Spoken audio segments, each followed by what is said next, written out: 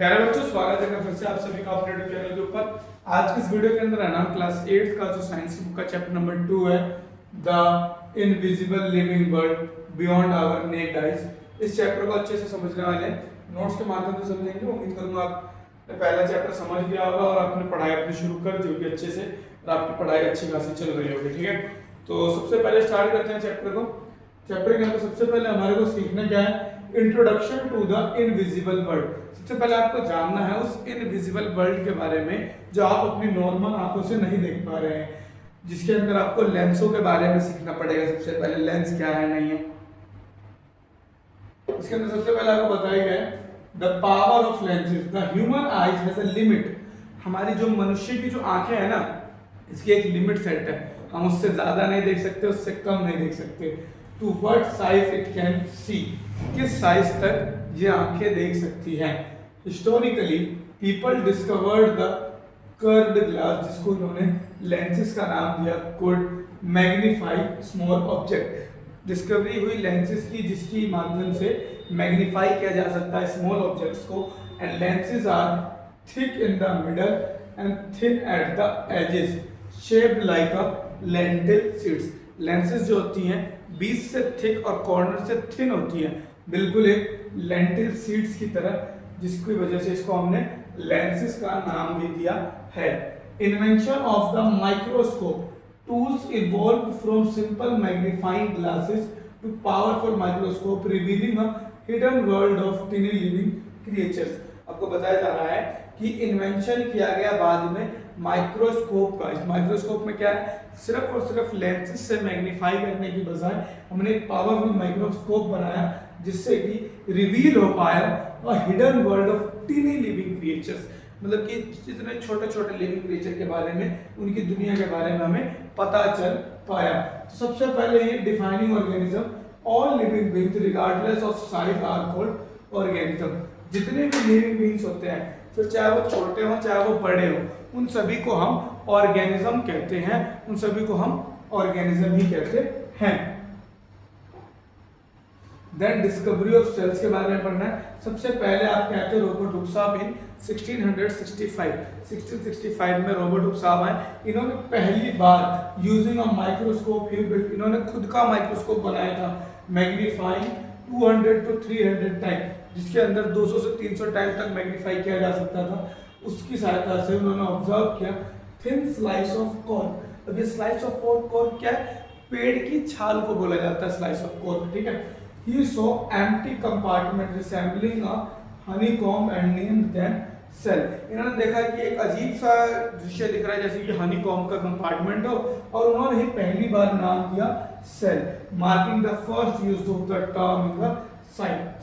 विज्ञान के अंदर पहली बार अगर सेल का शब्द का इस्तेमाल किया तो और किसी ने, रॉबर्ट हुक साहब ने ही किया था। फिर आए थे A.V. ल्यूवेनहुक साहब। इसको एंटोनियो मैन बोला जाता है इनको, लेकिन हम शॉर्ट फॉर्म में A.V. ल्यूवेनहुक भी कहते थे इनको। तो इन्होंने 1660s में, एग्जैक्ट अगर मैं बताऊं तो 1674 में लिविंग सेल की खोज की थी। अभी तक जो रॉबर्ट हुक साहब ने खोजा था ना, वो डेड सेल था, पेड़ की छाल, डेड सेल को खोजा था। ये डच साइंटिस्ट थे, डच के रहने वाले वैज्ञानिक थे। वो डेवलप्ड बेटर लेंसेज, इन्होंने बढ़िया लेंसेज बनाए।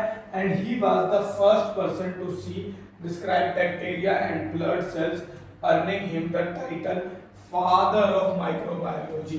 और ये वो पहले इंसान बने जिन्होंने अपने नए माइक्रोस्कोप से डिस्क्राइब किया बैक्टीरिया को एंड ब्लड सेल्स, खून के अंदर पाए जाने वाले सेल्स को, और जिसकी वजह से इनको टाइटल मिला। कौन सा टाइटल मिला, फादर ऑफ माइक्रोबायोलॉजी। उसकी वजह से इनको फादर ऑफ माइक्रोबायोलॉजी के नाम से भी जाना जाने लग गया था। स्ट्रक्चर ऑफ सेल, सेल की संरचना कैसे होती है। A cell is the basic unit of life. एक सेल जो होता है बेसिक यूनिट ऑफ लाइफ होता है। Typically consist of the 3 main parts. इसके अंदर 3 मेन पार्ट्स होते हैं। और सेल का अगर स्ट्रक्चर की बात करें तो सेल का कोई फिक्स स्ट्रक्चर नहीं होता है। और वो 3 मेन पार्ट के अंदर सबसे पहले आपको सेल मेम्ब्रेन पढ़ना है, उसके बाद आपको सेल का न्यूक्लियस पढ़ना है, और लास्ट में साइटोप्लाज्म के बारे में पढ़ना है। ये 3 मुख्य पार्ट आपको सेल के अंदर पढ़ने हैं। तो सबसे पहला पार्ट है सेल मेम्ब्रेन। सेल मेम्ब्रेन क्या होता है? तो सेल के ऊपर एक आउटर लेयर कवरिंग होती है, outer porch layer and close the cytoplasm and nucleus, जो कि साइटोप्लाज्म और न्यूक्लियस को अंदर कैद रखती है। और ये जो मेन काम क्या करती है? Separate cells and control the entry exit of material. Cell membrane जो होता है एक तो बाहरी परत है, साइटोप्लाज्म और न्यूक्लियस को अलग कर रहा है, उसके बाद ये भी कंट्रोल करता है कि किस चीज की एंट्री होने देनी है सेल के अंदर और किस चीज की एंट्री नहीं होने देनी है, जिसकी वजह से इस सेल मेम्ब्रेन को प्लाज्मा मेम्ब्रेन भी कहते हैं और इसी का दूसरा नाम बोला जाता है सिलेक्टिवली परमिएबल मेम्ब्रेन। ठीक है, आगे बढ़ते हैं। सेल मेम्ब्रेन के बाद अब आगे बढ़ेंगे सेल न्यूक्लियस। अब न्यूक्लियस क्या होता है? एक राउंड स्ट्रक्चर होता है इन द मिडल, बिल्कुल बीच में, that regulates all cell activity, जो जितनी भी सेल के अंदर एक्टिविटी होती है ना उन सभी को करवाती है एंड ग्रोथ, और ग्रोथ के लिए भी रिस्पॉन्सिबल यही होती है। मतलब कि सेल का ब्रेन भी कह सकते हो। सेल के अंदर जो होगा ना वो कहीं ना कहीं न्यूक्लियस की वजह से होगा, बिना न्यूक्लियस के वो कार्य हो ही नहीं सकते। फिर आता है साइटोप्लाज्म। साइटोप्लाज्म क्या होता है? अ जेली लाइक सब्सटेंस, एक जेली के रूप का सब्सटेंस होता है, filling the shape between the membrane and nucleus. जो तो देखिए अगर ये सेल है ना आपका, तो यहाँ पे होता है न्यूक्लियस और आउटर लेयर को बोला आपने साइटोप्लाज्म। अब बीच में जितना भी है जेली लाइक सब्सटेंस होता है ना, इसको बोला जाता है cytoplasm, where most life processes occur, जहां पर जीवन का अत्यधिक लाइफ प्रोसेस हो रहा होता है।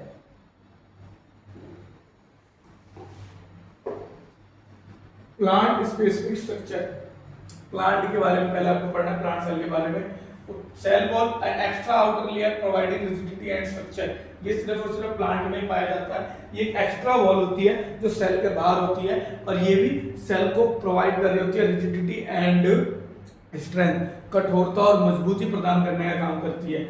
सेकंड आता है आपके पास नाम क्लोरोप्लास्ट का। क्लोरोप्लास्ट कलर, कलर मतलब पत्ती का रंग हरा, हरा मतलब क्लोरोफिल। क्लोरोप्लास्ट के अंदर प्लास्टिक कंटेनिंग क्लोरोफिल, प्लास्टिड होता है जो कि कंटेन कर रहा होता है क्लोरोफिल, जिसके माध्यम से कहीं ना कहीं आपका फोटोसिंथेसिस हो पाता है।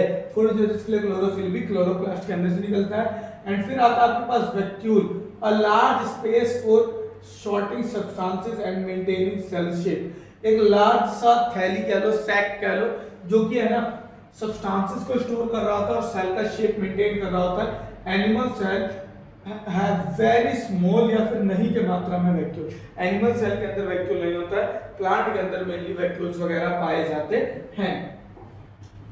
आगे बढ़ते हैं level of biological organisation. Level of biological organisation आपको कुछ यहाँ पे बना के दे रखा है, मैं एक बार जूम करके आपको दिखाने की कोशिश करता हूँ। सबसे पहले आपको बताया गया कि ये सेल है। सबसे पहले सेल का ग्रुप बना टिश्यू, टिश्यू का ग्रुप बना ऑर्गन, ऑर्गन्स का ग्रुप बना ऑर्गन सिस्टम, ऑर्गन सिस्टम से बना ऑर्गेनिज्म। ठीक है, फिर इसी से बनती है पॉपुलेशन, पॉपुलेशन से बनता है समुदाय और समुदाय से बन जाता है आपका पूरा का पूरा एक इकोसिस्टम। ठीक है, वो सारी चीजें आपको यहाँ बताई गई लेवल ऑफ बायोलॉजिकल ऑर्गेनाइजेशन के अंदर। और साथ ही साथ यहाँ पे आपको बताया गया living things are organised in increasing complexity. Living things जितनी भी उनको ऑर्गेनाइज किया जाता है इंक्रीजिंग कॉम्प्लेक्सिटी के माध्यम से। फिर उसके अंदर सेल जो कि बेसिक यूनिट है, एग्जांपल के लिए मसल सेल। टिश्यू क्या होता है? A group of cell, cells का ग्रुप बन जाता है आपका टिश्यू। लाइक आपके पास आ गया मसल टिश्यू सबसे पहले।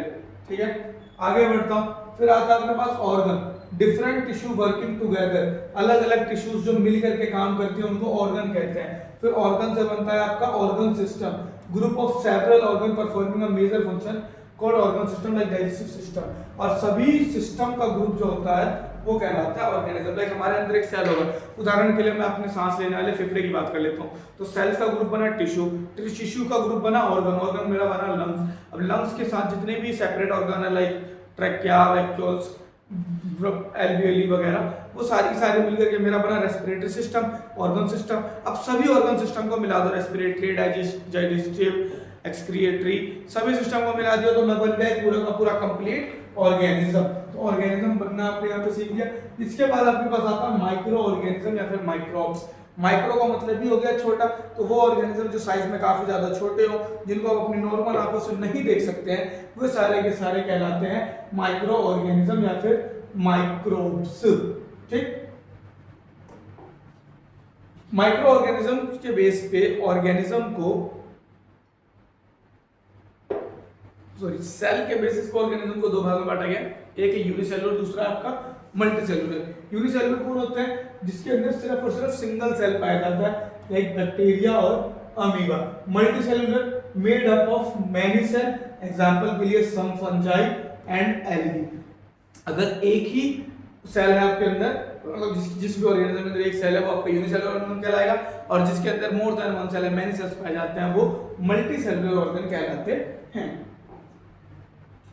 देन हमारे पास आता है वायरस। वायरस जो कि माइक्रोस्कोपिक होते हैं और साथ साथ ए सेलुलर होते हैं, मतलब कि non made up of cell. Virus होते हैं सेल से मिलकर नहीं बने हुए होते हैं and they only multiply inside a living host cell and can cause diseases. ये जो होते हैं सिर्फ और सिर्फ किसी लिविंग होस्ट सेल के अंदर मल्टीप्लाई करते हैं और बीमारी पैदा करने का काम करते हैं। ठीक है, वायरस के आगे आप बढ़ते हैं, फिर आपके पास आ जाता है major category of micro organism. तो मेजर कैटेगरी के अंदर आपको बैक्टीरिया के बारे में पढ़ना है, बैक्टीरिया के अलावा आपको पढ़ना है फंजाई के बारे में, bacteria, fungi, protozoa and some algae. ठीक है, चार नाम आपने पढ़े, बैक्टीरिया, प्रोटोजोआ, फंजाई और एल्गी। इसके अंदर आपने वायरस नहीं पढ़ा, वायरस को इसके अंदर नहीं रखा गया। तो एक सवाल ये भी आ जाता है कि why virus are not considered as major group of या फिर major category of micro organism. तो उसका मेन कारण है कि it multiply only in host cell, या फिर होस्ट का क्या नाम पे लिविंग डाल लीजिए, होस्ट लिविंग सेल, सिर्फ लिविंग होस्ट सेल के अंदर मल्टीप्लाई होता है, जिसकी वजह से हम माइक्रो ऑर्गेनिजम्स की मेजर कैटेगरी में वायरस को नहीं रखते हैं, बाकी सबको रखते हैं, क्योंकि बाकी सारे खुद मल्टीप्लाई हो जाते हैं। Bacteria can be spherical, rod shape अलग अलग हो सकते हैं, शेप का कुछ नहीं पता है। They lack well defined nucleus, इनके अंदर वेल डिफाइंड न्यूक्लियस नहीं होते हैं। हैविंग अ न्यूक्लियोइड इंस्टीट्यूट, इनके पास न्यूक्लियोइड पाया जाता है। ठीक है, बैक्टीरिया के अलावा आपका आ जाता है फंजाई। फंजाई के अंदर ईस्ट आ जाता है जो कि यूनिसेलुलर है, ब्रेड मोल्ड आ जाता है जो कि आपका मल्टीसेलुलर है। They have cell wall but no chloroplast, fungi के पास सेल वॉल होता है लेकिन क्लोरोप्लास्ट नहीं होता है। ये छोटी छोटी चीजें हैं ना आपके एमसीक्यू के लिए बहुत इंपॉर्टेंट बन जाती है, किसके पास क्या होता है, किसके पास क्या नहीं होता है वाला कॉन्सेप्ट। ओके, आगे बढ़ा जाए। Protozoa single cell moving organism like amoeba and paramecium. Single cell होता है, मूविंग ऑर्गेनिज्म होता है, सिंगल सेल है प्लस मूव भी करता रहता है। और जैसे कि आपके पास हो गया अमीबा, पैरामीशियम, ये आपके प्रोटोजोआ के एग्जांपल हो जाएंगे। फिर algae, algae can be unicellular और मल्टीसेलुलर। एल्गी भी जो है आपका ये यूनिसेलुलर भी हो सकता है, साथ ही साथ आपका मल्टीसेलुलर भी हो सकता है। दे कंटेन क्लोरोफिल, ये कंटेन करता है क्लोरोफिल एंड परफॉर्म फोटोसिंथेसिस, और फोटोसिंथेसिस पानी के अंदर यही परफॉर्म करने में सहायता प्रदान करता है। Helpful roles of micro organism. Micro organism हमारे लिए काफी ज्यादा हेल्पफुल भी है। कैसे हेल्पफुल है? तो माइक्रो ऑर्गेनिज्म हमारे एनवायरनमेंट क्लीनिंग का काम करते हैं। Fungi and bacteria act as decomposer, breaking down plant and animal waste into nutrient rich manure. जो आपके ये हो गए फंजाई और बैक्टीरिया, ये डिकम्पोजर के रूप में काम करते हैं और आपके एनवायरनमेंट के अंदर जितना भी डिकम्पोजेबल वेस्ट होता है उन सभी को डिकम्पोज करके मैन्योर में कन्वर्ट करने का काम करते हैं, जिसकी वजह से आप इसको कह सकते हैं कि माइक्रोब जो है एनवायरनमेंट को क्लीन करने के लिए आपके लिए काफी ज्यादा उपयोगी है, आपके लिए काफी ज्यादा सहायक है। ठीक है, then we have biogas production. Micro organism की सहायता से है ना बायोगैस बनाया जाता है। बायोगैस क्या होती है? एक प्रकार की गैस होती है। Bacteria in oxygen free environment decompose waste to release biogas, methane and carbon dioxide used as fuel. जो बैक्टीरिया होते हैं in the absence of oxygen, अगर ऑक्सीजन की एब्सेंस नहीं है तो डिकम्पोज करने के बाद वेस्ट को क्रिएट करती हैं बायोगैस, जिसके अंदर आपके mainly methane gas main role play करता है। मीथेन गैस इंपॉर्टेंट रहेगा, ये एमसीक्यू के लिए भी आप मार्क कर लीजिए, एमसीक्यू में आ सकता है, और जो कि यूज किया जाता है एज अ फ्यूल के रूप में भी इसका इस्तेमाल किया जाता है। फूड इंडस्ट्री के अंदर भी इसका एक विशेष महत्व है। माइक्रो ऑर्गेनिज्म का फूड इंडस्ट्री के अंदर क्या महत्व है?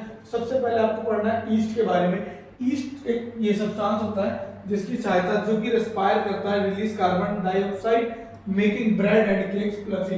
जब ये रिएक्शन करता है तो कार्बन डाइऑक्साइड गैस रिलीज करता है, और जब मैदे वगैरह के अंदर इसको मिला के डाला जाता है तो कार्बन डाइऑक्साइड गैस अपना बाहर निकलने का रास्ता बनाती है, जिसकी वजह से वो मैदा वगैरह फूल सा जाता है। आपने देखा होगा अक्सर भटूरे का मैदा फूला हुआ होता है, ब्रेड का मैदा भी फूला हुआ होता है। लैक्टोबैसिलस एक खास बैक्टीरिया है जिसकी वजह से ही आपका दूध जो है कन्वर्ट होकर के दही बन पाता है by producing lactic acid. Lactic acid produce करता है लैक्टोबैसिलस, जिसकी वजह से दूध से आपका दही बनता है।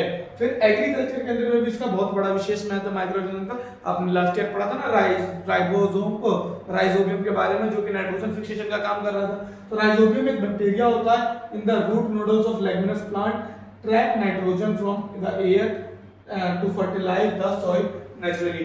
ये एयर से नाइट्रोजन को ट्रैप करते हैं और उसके बाद ये नेचुरली मिट्टी में पहुंचा देते हैं, जिससे कि मिट्टी को नाइट्रोजीनियस फूड की कमी पूरी हो जाती है और मिट्टी आराम से अपना फूड ग्रोथ कर पाती है। और एट लास्ट आपको पढ़ना है सुपर फूड्स के बारे में। Micro algae like spirulina rich in protein and vitamin B12। Micro organisms के कुछ फूड है जो कि काफी ज्यादा रिच होते हैं प्रोटीन एंड विटामिन B12। कुछ ऐसी चीजें हैं जिसके अंदर काफी अधिक मात्रा में प्रोटीन और विटामिन B12 पाई जाती है। तो लगभग ये था आपका चैप्टर नंबर 2। मैं उम्मीद कर रहा हूँ आपको चैप्टर नंबर 2 के अंदर कोई डाउट नहीं होगा। इंपॉर्टेंट क्वेश्चन आंसर्स के लिए एक बार वीडियो के नीचे कमेंट कर दीजिए इंपॉर्टेंट क्वेश्चन आंसर। आपको आज से कल के बीच में इंपॉर्टेंट क्वेश्चन आंसर भी जरूर देखने को मिल जाएगा। धन्यवाद। उम्मीद करता हूँ वीडियो आपको अच्छी लगी हो। वीडियो अच्छी लगी हो तो वीडियो को लाइक कमेंट अपने दोस्तों के साथ शेयर करना ना भूलें। मिलते हैं अगले वीडियो में, जब तक के लिए धन्यवाद। नमस्ते, जय हिंद।